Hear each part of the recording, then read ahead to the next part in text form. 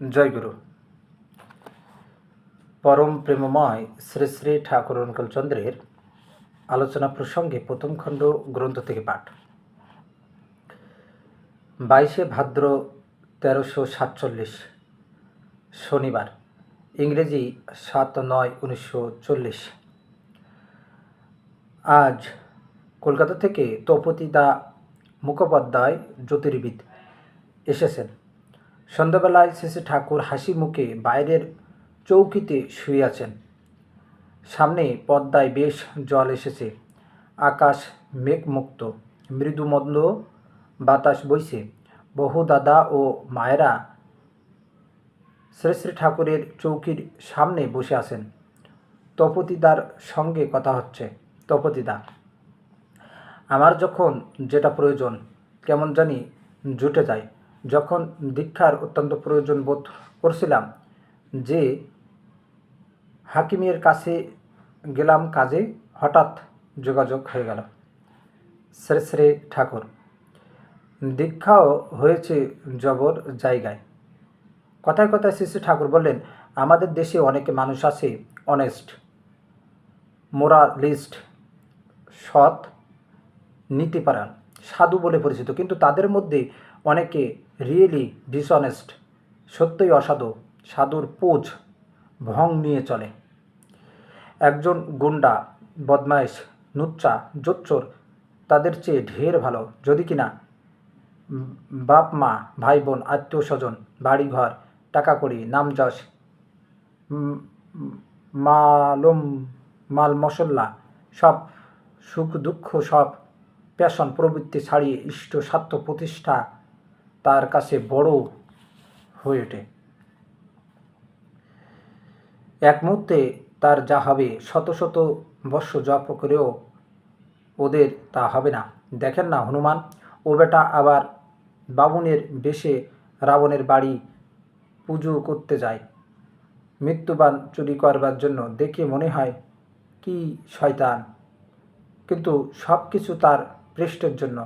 অমনটা আর দেখা যায় না পৃথিবীর ইতিহাসে। একেই বলে ভক্ত। তপতিদা: প্রভু বলুন তো, এ আমার কি হলো? সাহেব আসুক, মুসলমান আসুক, হাই অফিসিয়াল উচ্চ পদস্থ কর্মচারী আসুক, সবাইকে ভালো লাগে, কিন্তু এভারেজ সাধারণ বাঙালি খরিদ্দার দেখলেই যেন আমার গা জ্বালা করে। শ্রী শ্রী ঠাকুর: গা জ্বালা করে তো লাভ নেই, ওতে আমরা ক্ষতিগ্রস্তই হই। ওকেই সুন্দর করে নিতে হবে।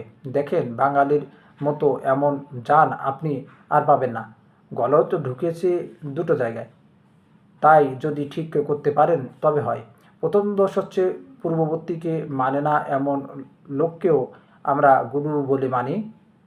তাই শৈব, শাক্ত, সৌর, তাই বৈষ্ণব, শাক্ত, সৌর, শৈব, গাণপত্য, এ মিশন, সে মঠ, অমুক আশ্রম, তমুক সংঘ ইত্যাদি কত দলের আবির্ভাব হয়েছে, যারা কিনা এক সূত্রে সংহত নয়।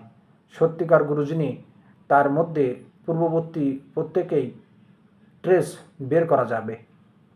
এ একেবারে ম্যাপ, মানচিত্র দেখার মতো। যেমন শ্রীরাম কৃষ্ণকে দেখলে ধরা যাবে এই এখানে শ্রীকৃষ্ণ, এই বুদ্ধ, এই যিশু, এই মোহাম্মদ, এই গৌরাঙ্গ।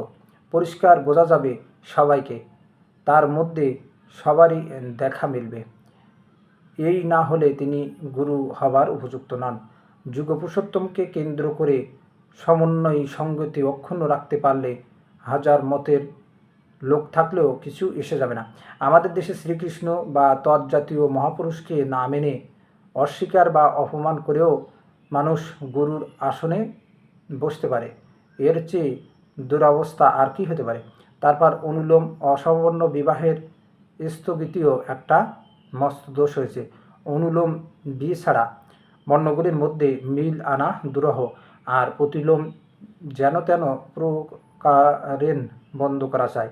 এক বর্ণের মধ্যেও বড় বংশের মেয়ে ছোট বংশের ছেলেকে দিলে তাতেও প্রতিলোম হয়। সৎবংশজ ও অসৎ বংশজের মধ্যে কতকগুলি চরিত্রগত লক্ষণ আছে। নিচু বংশের হয়েও একজন সৎ বংশজ হতে পারে, আবার উচ্চ বংশের হয়েও একজন অসৎ বংশজ হতে পারে। অসৎ বংশজের প্রধান দোষ হলো তারা কাউকে শ্রদ্ধা করতেই পারে না। একটু খেয়াল করলেই এইসব ইনস্টিংক্ট সংস্কার বোঝা যায়। তাই মেয়ের বিয়ে দিতে গেলে দেখতে হবে ছেলে উঁচু সৎ বংশজ কিনা। এ না হলেই প্রতিলোম হলেই সর্বনাশ। প্রতিলোম এমন জিনিস যে যদি কারো সঙ্গে সে একটা দেশি হোক বা পরিবারে হোক শত্রুতা থাকে এবং প্রতিশোধ নেবার ইচ্ছা থাকে, আর সেখানে যদি কোনোভাবে প্রতিলোম ঢুকিয়ে দেওয়া যায় তাহলে একেবারে নিশ্চিন্ত। এর চাইতে সর্বনাশ করার সোজা পথ আর নেই। জয় গুরু।